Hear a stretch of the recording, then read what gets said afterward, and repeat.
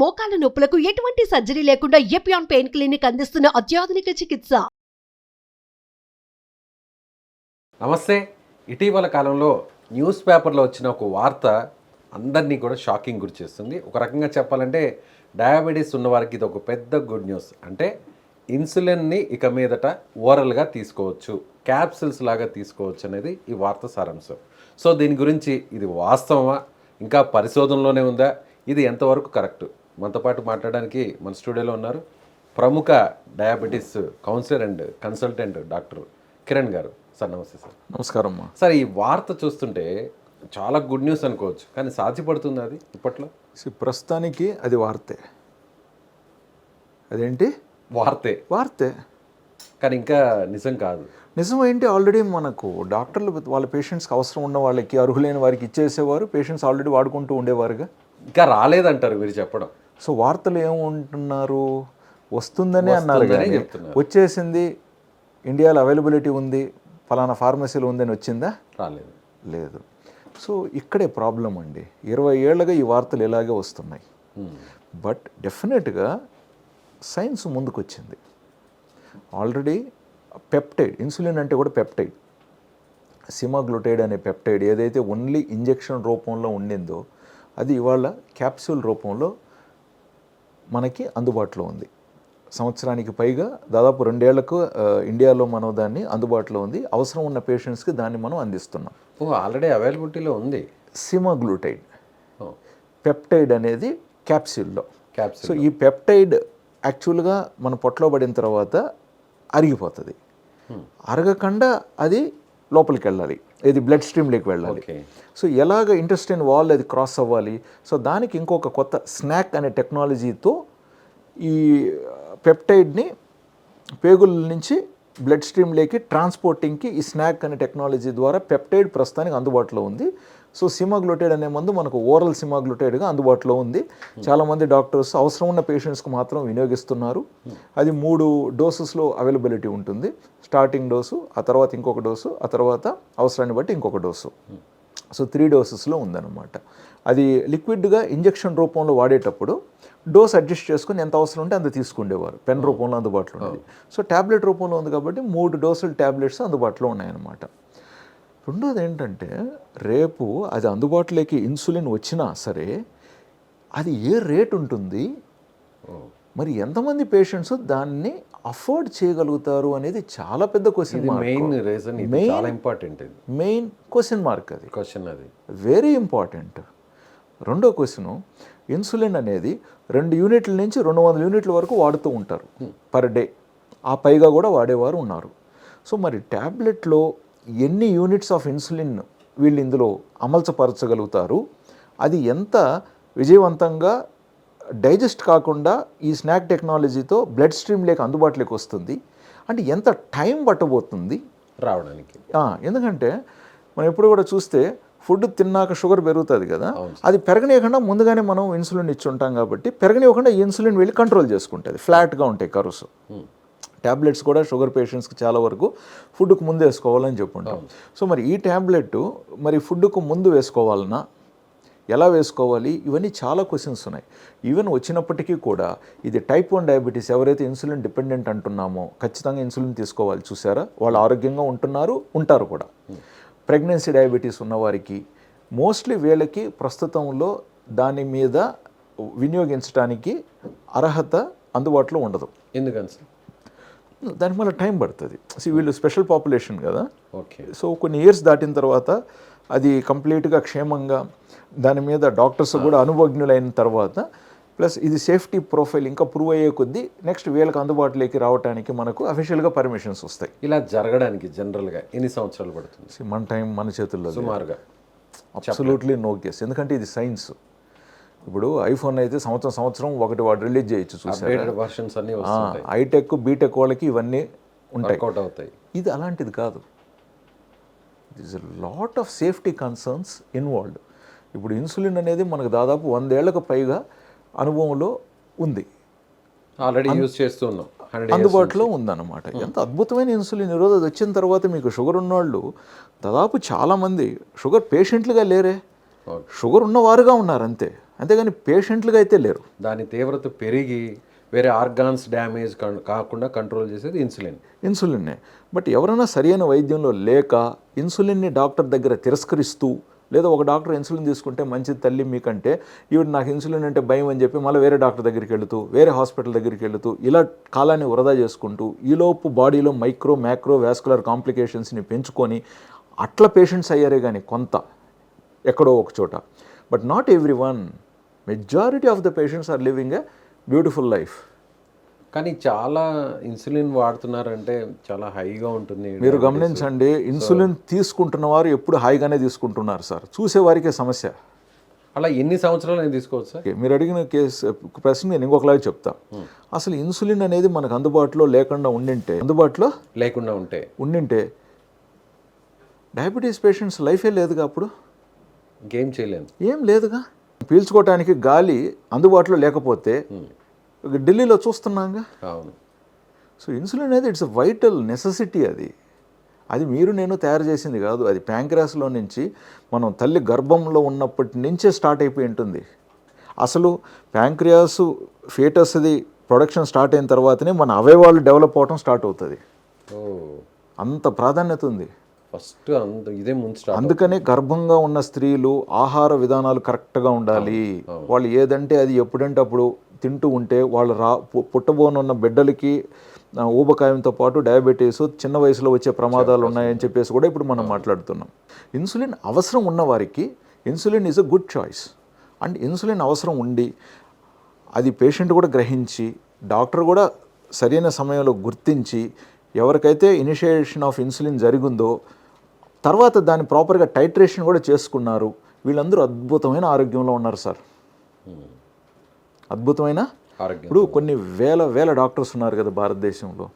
మనకు ఆంధ్ర తెలంగాణలోనే ఎన్నో వేల డాక్టర్స్ ఉన్నారు, డయాబెటీస్ డాక్టర్స్. అందరు పేషెంట్స్ బాగున్నారుగా, చాలా బాగున్నారు, అద్భుతంగా ఉన్నారుగా. ఎక్కడ కంప్లైంట్స్ అనేవి ఉండవు సార్, సైడ్ ఎఫెక్ట్స్ అనేవి ఉండవు ఇన్సులిన్ రెగ్యులర్గా తీసుకున్న వారికి? ప్రాపర్గా తీసుకుంటున్న వాళ్ళల్లో సైడ్ ఎఫెక్ట్స్ అనేది, అసలు సైడ్ ఎఫెక్ట్ అనే టర్మినాలజీ లేదు సార్. ఈ సైడ్ ఎఫెక్ట్ అనేది క్రియేట్ చేసింది కూడా సైడ్ వాళ్ళు క్రియేట్ చేశారు. ఓకే. స్ట్రైట్గా ఉన్న వాళ్ళు క్రియేట్ చేసింది కాదు ఈ ఎఫెక్ట్. సైడ్ చాలామంది అంటే దాని గురించి తెలియని వారు, అవగాహన లేని వారు, వాడని వారు ఇప్పుడు రింగ్ రోడ్లో వెళితే యాక్సిడెంట్లు అయిపోతాయంట అని ఎవరు క్రియేట్ చేశారు? ఎన్ని వేల లక్షల వాహనాలు రింగ్ రోడ్లో తిరుగుతున్నాయి, బట్ యాక్సిడెంట్ అయింది ఎవరికి? ఎక్కడో 0.000. అది కూడా ఏం ఎర్రరు, ఎందువల్ల జరిగింది యాక్సిడెంట్ అనేది అక్కడ క్వశ్చన్ మార్క్. బట్ రింగ్ రోడ్లో వెళ్తే యాక్సిడెంట్లు అవుతాయి. రింగ్ రోడ్లో వెళ్తే సైడ్ ఎఫెక్ట్ ఏంటంటే యాక్సిడెంట్. ఎట్లా ఉంటుంది అది? ఎవరో తప్పు చేసేవారికి యాక్సిడెంట్ అవుద్ది, వేగంగా అతి వేగంగా అసలు మితిమీరిన వేగంతో వెళ్ళే వరకు యాక్సిడెంట్, అక్కడ మిస్టేక్ అయితేనే యాక్సిడెంట్ అవుద్ది. ఇది కూడా అంతే. మెయిన్ ప్రాబ్లం ఈ సైడ్ ఎఫెక్ట్ అనేది. ఎందుకంటే ఇండియాలో చాలా పేషెంట్స్ ఇప్పటికీ కూడా పాత డాక్టర్ ప్రిస్క్రిప్షన్ చూపించి అదే మందులు కొనుక్కుంటూ ఉంటారు. అక్కడ కొన్ని ఇబ్బందులు జరుగుతున్నాయి.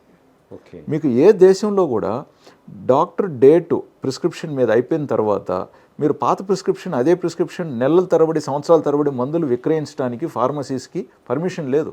ఇక్కడ కూడా లేదు, బట్ జరుగుతుంది. ఇప్పుడు మీరు చెప్తున్న దాని ప్రకారం మందులు మారుస్తూ ఉండాలంటారు అయితే? అప్పుడు అట్లనే కాదు, ఎవరికి అవసరం ఉందో వాళ్ళకి మార్పు, అవసరం లేని వాళ్ళకి అదే పొడిగింపు. బట్ డాక్టర్ చూసి అదే ప్రిస్క్రిప్షన్ పొడిగింపు చేయడం కొంచెం ఉన్నా అందులో అర్థం ఉంటుంది. సో ఎందుకు ఈ ప్రాబ్లమ్స్ అన్నీ? షుగర్స్ పెరిగినప్పటికీ పేషెంట్కి అప్పటికప్పుడు సమస్యలు కనపడవు. అవి సమస్యలు ఏర్పడిన తర్వాత అతనికి కనపడతాయి. సమస్య ఏర్పడక ముందు గ్రహించగలిగేది అనుభవజ్ఞమైన డాక్టర్లు. సో అది కన్సల్టేషన్ రెగ్యులర్గా ఉంటేనే కదా తెలిసేది. అది పేషెంట్కి తెలియదు, ఒక డాక్టర్కి మాత్రమే తెలుస్తుంది. అది కూడా కన్సల్ట్ అయినప్పుడు మాత్రమే ఎలా ఉంది, ఇప్పుడు ఎలా ఉంది అనేది అనాలిసిస్ చేయగలరు. ఎగ్జాక్ట్లీ. ఇప్పుడు ఉదాహరణకి చలికాలం స్టార్ట్ అయింది, ఒకరిద్దరు నైట్లో మూత్రం ఎక్కువ పోతూ ఉంటారు. సో చలి వల్ల మూత్రం ఎక్కువ పోతున్నారా వారు అనుకుంటారు, లేకంటే షుగర్ ఎక్కువై మూత్రం పోతున్నారా అనేది ఇక్కడ కన్సల్టేషన్కి వచ్చినప్పుడు మాటల్లో ఓహో ఇతనికి రెండింటికంటే ఓహో ఫాస్టింగ్ ఎంత ఉంది షుగర్, ఓహో సార్ అయితే మనం నైట్లో పలానా మెడిసిన్ ఇలాగ అడ్జస్ట్ చేసుకుంటే మీకు ఫాస్టింగ్ షుగర్ బెటర్ కంట్రోల్లో ఉంటుంది. కాబట్టి మూత్రం వల్ల అనవసరంగా నిద్రభంగం లేకుండా ఉన్నప్పుడు మీ ఫాస్టింగ్ షుగర్స్ మళ్ళీ కంట్రోల్లోకి వచ్చే ఛాన్సెస్ ఉంటాయి. కాబట్టి ఈ విధంగా చేస్తే మంచిది.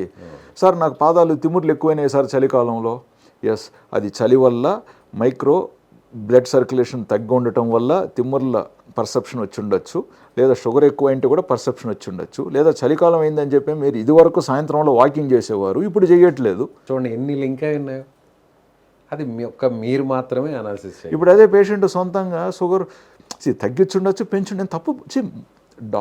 చాలా వరకు డాక్టర్స్ కూడా ఉదాహరణకి ఇన్సులిన్ డోసు ఒక 2 యూనిట్లు 4 యూనిట్లు ఇంట్లోనే వారానికి ఒకసారి 2 సార్లు టెస్ట్ చేసుకుంటూ డోస్ అడ్జస్ట్ చేసుకుంటూ బుక్లో రాసుకోవాలని కూడా మనం చెప్పుంటాం. బట్ ప్రతిదానికి ఒక పరిమితమైన మోతాదు ఉంటుంది. ఆ తర్వాత ఏంటంటే మళ్ళీ కన్సల్ట్ అయితే సేఫ్గా ఉంటారు. అది నేను చెప్పింది, కంప్లైంట్ చేయట్లేదు ఎవరి మీద, మనం చూసుకుంటూ ఉన్నట్లయితే బాగుంటుంది. సార్ ఇప్పుడు ఫైనల్గా మీరేం చెప్పదలుచుకున్నారు అంటే మేమందరం ఇన్సులిన్ని వాడడం వల్ల, ఇంజెక్షన్ ద్వారా తీసుకోవడం వల్ల ఎలాంటి ఇబ్బంది లేదు. సో ఇప్పుడు ఎప్పుడో వచ్చే క్యాప్సూల్ గురించి ఆలోచించాల్సిన అవసరం లేదు. మేమందరం కూడా డాక్టర్స్ ఎంతో ఆసక్తిగా రేపా ఎల్లుండి అని ఎదురు చూస్తున్నాం. ఎందుకంటే మాకు కూడా ఒక గ్రూప్ ఆఫ్ పేషెంట్స్ అఫోర్డబుల్ అంటే కొనుగోలు శక్తి ఉన్నవారు, ప్లస్ ఆ ట్యాబ్లెట్ పలానా వారికి సూట్ అవుతుందని కూడా మాకు అవగాహన ఉన్నవారు ఉన్నారు రెడీగా. So we are eagerly waiting.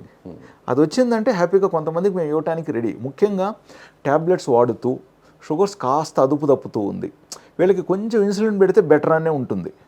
So కొంతమందికి మేము పెట్టుంటాం, తీసేసి ఉంటాం, మళ్ళీ పెట్టుంటాం, అటు ఇటు ఫ్లక్చుయేట్ అవుతున్న వారికి అప్పుడప్పుడు వాడుకుంటూ ఉంటాం, తీసేస్తూ ఉంటాం. బార్డర్ లైన్లో ఉన్న వాళ్ళకి, బార్డర్ లైన్లో ఉన్న వాళ్ళకి ఇది బెస్ట్ ఆప్షన్. ఇటువంటి వారికి కొంచెం ఇన్సులిన్ ఇస్తే బెటర్ కంట్రోల్ వచ్చేస్తుంది చూసారా. అటువంటి వారికి ప్లస్ అఫోర్డబిలిటీ ఉన్న వారికి ఇది బెస్ట్ ఇనిషియల్ ఆపర్చునిటీ. భరించగలిగే వారికి, అంత ఖర్చు పెట్టి అయినా కూడా కొనుక్కునే వారికి, సో అది నీడ్ ఎవరికైతే ఉందో వాళ్ళకి ఇస్తే బెస్ట్ ఆప్షన్ అని ఎవరైనా చెప్తారు. ఇప్పుడు ఉదాహరణకి ఒక పిల్లోడికి డిస్టింక్షన్ అనేది క్రైటీరియా, కానీ ప్రస్తుతానికి ఫస్ట్ క్లాస్ వస్తున్నాయి మార్కులు. సో ఇంకొంచెం ట్యూషన్ వెళ్తే ఇంకొక 10 మార్కులు వచ్చే అవకాశాలు బాగున్నాయి అనుకోండి. సో అది అందరూ ఉండదు కదా, కొంతమంది ఉంటారు. బట్ ఇంకొకటి ఫెయిల్ అయి ఉంటాడు. సో అవును, ఫెయిల్ అయిన వాడికి ట్యూషన్ ఒక రకంగా చెప్పాలి. సో అది వేరే కేటగిరీ. సో ఖచ్చితంగా ఇన్సులిన్ అవసరం ఉన్నవారు వేరే కేటగిరీ. బట్ కాస్త పెడితే బెటర్గా ఉంటారు చూసారా, క్వాలిటీ ఆఫ్ లైఫ్ ఇంప్రూవ్మెంట్ అవుతుంది అనుకుంటాం చూసారా, వాళ్ళకు ఇది కొంచెం అఫోర్డబిలిటీ ఉంటుంది. ప్లస్ ఇన్సులిన్ను చాలామంది భయపడేది ఏంటంటే పొడుచుకోవాలనుకుంటారు కదా, అసలు అది నొప్పి ఉండదండి ఇవాళ రేపు అవైలబిలిటీలో ఉన్నది.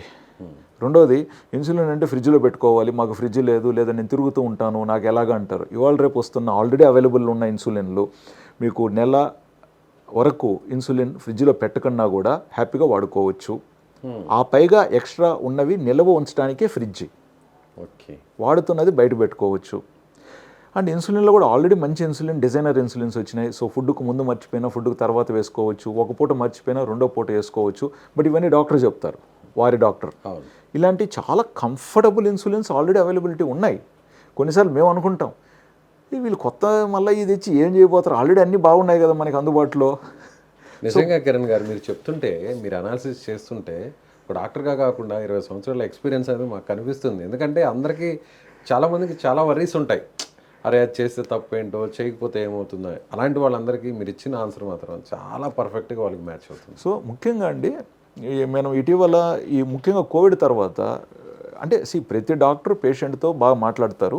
బట్ ఇటీవల కోవిడ్ తర్వాత ముఖ్యంగా ఏంటంటే ఈ మెడికల్ అవగాహన ఎక్కువైపోయి యూట్యూబ్లో రకరకాల వీడియోస్ అందుబాటులోకి వచ్చిన తర్వాత పేషెంట్ డాక్టర్ దగ్గరికి షుగర్ కంట్రోల్ చేయించుకోవటానికి, వైద్యం చేయించుకోవటానికి డాక్టర్ దగ్గరికి రావటం అనే అంశానికంటే మించి సందేహాలతో వచ్చి రావటం ఎక్కువ ఉందన్నమాట. ఎక్కువగా తీసుకొని వస్తున్నాం, వారి సమస్య కంటే లేని సమస్యలు పెట్టుకొని వస్తున్నాం. కరెక్ట్గా చెప్పారు. సో ఫస్ట్ మాకు ఒక 3 యాంగిల్ కౌన్సిలింగ్ చేస్తున్నాం వాళ్ళని దాంట్లో నుంచి బయటకు తీసుకురావడానికి. ఖచ్చితంగా ఫస్ట్ న్యూట్రిషనిస్ట్ కౌన్సిలింగు, అవసరమైతే నేను కొన్నిసార్లు సండేస్లో నేను అదృష్టంగా భావిస్తాను, నా సీనియర్ పేషెంట్స్ ఎవరైతే ఉన్నారో ముఖ్యంగా ప్రొఫెసర్స్గా పనిచేసి రిటైర్ అయిన వాళ్ళు ఆదివారం రోజుల్లో ఖాళీగా ఉన్నప్పుడు వాళ్ళు ముందుగా బుక్ చేసుకొని మేము వచ్చి సార్ పేషెంట్స్ని కౌన్సిలింగ్ చేస్తాము, ముఖ్యంగా న్యూ పేషెంట్స్ని అని చెప్పి సండేస్లో వాళ్ళు కౌన్సిలింగ్ వచ్చి అందిస్తున్నారండి. పేషెంట్స్ అబ్బా అసలు వాళ్ళు వచ్చి కౌన్సిలింగ్ అందించిన రోజున నాకైతే అబ్బా సగం అసలు కంఫర్ట్ అంటే కంఫర్ట్, పేషెంట్స్కి సగం ట్రీట్మెంట్ అక్కడే ఇచ్చేసి నాకు అసలు హాయిగా ఉంటుంది. ఫస్ట్ క్లాస్లో ప్రాణంలో ఫ్లైట్ చేసినంత హాయిగా ఉంటుంది. Right sir. సో ఈ కౌన్సిలింగ్స్ అనేది వెరీ ఇంపార్టెంట్. ఈవెన్ డాక్టర్గా మన దగ్గరికి వచ్చినప్పుడు కూడా అంటే ఈ 1-2 యాంగిల్స్ అయిపోయిన తర్వాత మళ్ళీ నా దగ్గర కౌన్సిలింగ్ ఉంటుంది. సో ఈ ఒక 2-3-4 విజిట్స్లో కౌన్సిలింగ్స్ చాలా పడతాయి. తర్వాత పేషెంట్ కూడా అవగాహనలోకి వస్తారు. ఆ ఇనిషియల్గా ఉన్న హై షుగర్స్ అవన్నీ కంట్రోల్ అయిపోతాయి, కంఫర్ట్ జోన్లోకి వస్తారు. అక్కడి నుంచి వాళ్ళ జర్నీ బాగుంటుంది. ఫస్ట్ 3-4 కన్సల్టేషన్స్ చాలా క్రూషియల్. అది కొంచెం మనం కరెక్ట్గా కానీ పేషెంట్కి చేయగలిగినామంటే తర్వాత వాళ్ళ లైఫ్ అసలు తిరుగులేదు ఇంకా. Right sir. Thank you sir. Thank you.